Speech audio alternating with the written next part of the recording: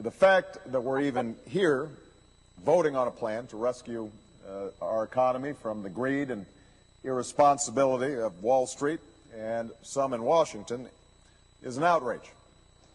It's an outrage to every American who works hard, pays their taxes, and is doing their best every day to make a better life for themselves and their families. And understandably, people are frustrated and they're angry that Wall Street's mistakes have put their tax dollars at risk, and they should be. I'm frustrated and angry too. But while there's plenty of blame to go around, and many in Washington and Wall Street who deserve it, all of us have a responsibility to solve this crisis because it affects the financial well-being of every single American. There will be time to punish those who set this fire, but now's not the time to argue about how it got set, or did the neighbor sleep in his bed or leave the stove on. Right now we want to put out that fire. And now's the time for us to come together and do that.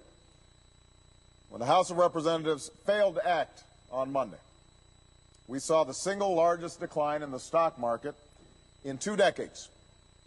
Over $1 trillion of wealth was lost by the time the markets closed. And it wasn't just the wealth of a few CEOs or Wall Street executives. The 401ks and retirement accounts of millions became smaller. The state pension funds of teachers and government employees lost billions upon billions of dollars. Hardworking Americans who invested their nest egg to watch it grow saw it diminish and in some cases disappear. And while that decline was devastating, the consequences of the credit crisis that caused it will be even worse if we do not act now. We're in a very dangerous situation where financial institutions across this country are afraid to lend money. And if all that meant was the failure of a few banks in New York, that would be one thing. But that's not what it means. What it means is if we don't act, it will be harder for Americans to get a mortgage for their home, or loans they need to buy a car, or send their children to college. What it means is that businesses won't be able to get the loans they need to open a new factory or make payroll for their workers. And if they can't make payroll on Friday, then workers are laid off on Monday. And if workers are laid off on Monday, then they can't pay their bills or pay back their loans to somebody else. And it will go on and on and on, rippling through the entire economy. Potentially, we could see thousands of businesses close.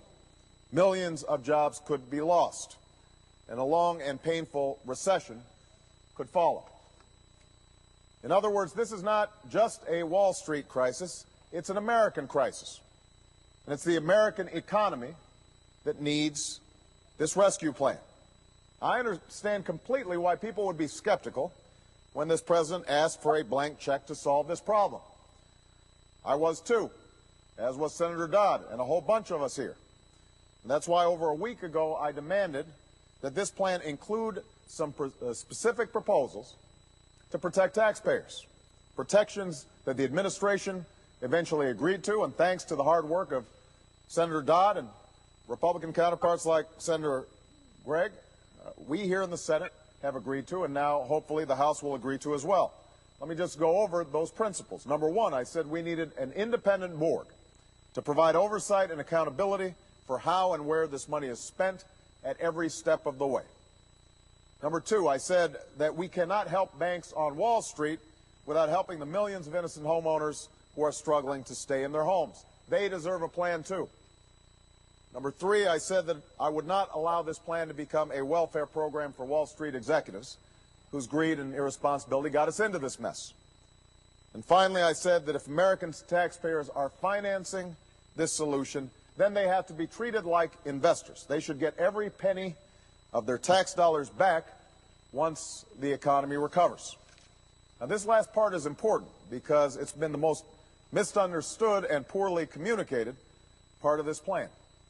This is not a plan to just hand over $700 billion of taxpayer money to a few banks. If this is managed correctly, and that's an important if, We will hopefully get most or all of our money back and possibly even turn a profit on the government's intervention, every penny of which will go directly back to the American people. And if we fall short, we will levy a fee on financial institutions so that they can repay for the losses that they caused. Now, let's acknowledge, even with all these taxpayer protections, this plan is not perfect. Democrats and Republicans in Congress have legitimate concerns about it. Some of my closest colleagues, people I have the greatest respect for, still have problems with it and may choose to vote against this bill, and I think that we can respectfully disagree. I understand their frustrations. I also know that many Americans share their concerns. But it's clear that, from my perspective, this is what we need to do right now to prevent the possibility of a crisis turning into a catastrophe. It is conceivable. It's possible that if we did nothing, everything would turn out okay. There's a possibility that that's true.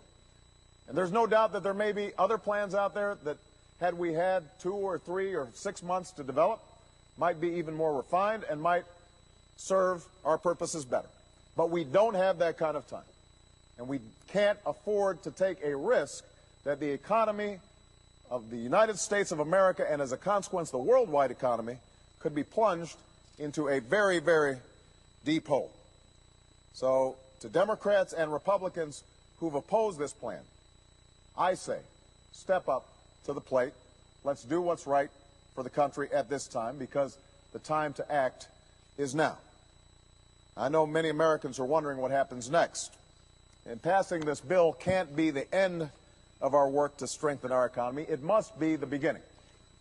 Because one thing I think all of us who may end up supporting this bill understand is that even if we get this in place, we could still have enormous problems and probably will have big problems in the economy over the next several months and potentially longer.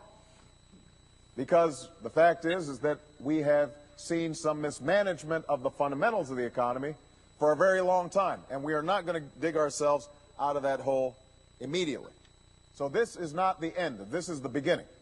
As soon as we pass this rescue plan, we need to move aggressively with the same sense of urgency to rescue families on Main Street who are struggling to pay their bills and keep their jobs. They've been in crisis a lot longer than Wall Street has.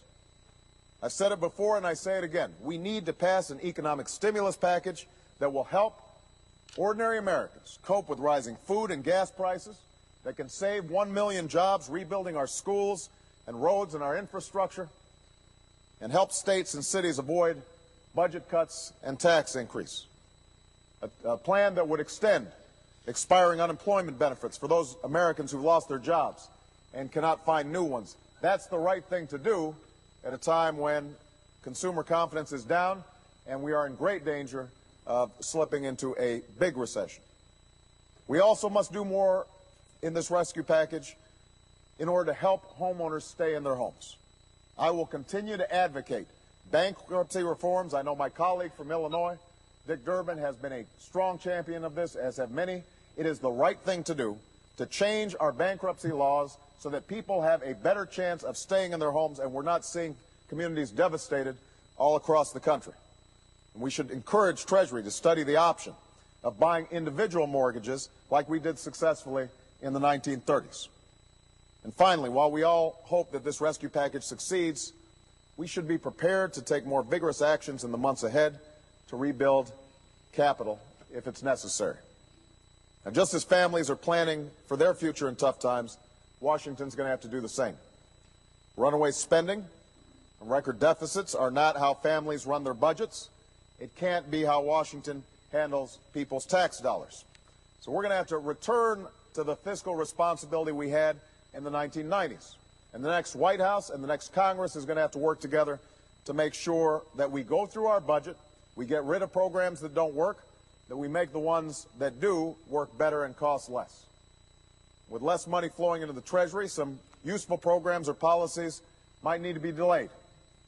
And some might need to be stretched out over a longer period of time. But there are certain investments in our future that we cannot delay, precisely because our economy is in turmoil. Mr. President, I've exceeded the time a little bit. I would like Unanimous consent for a couple of more minutes. Thomas, he'd like that. Is there objection? Seeing no objection. Thank you.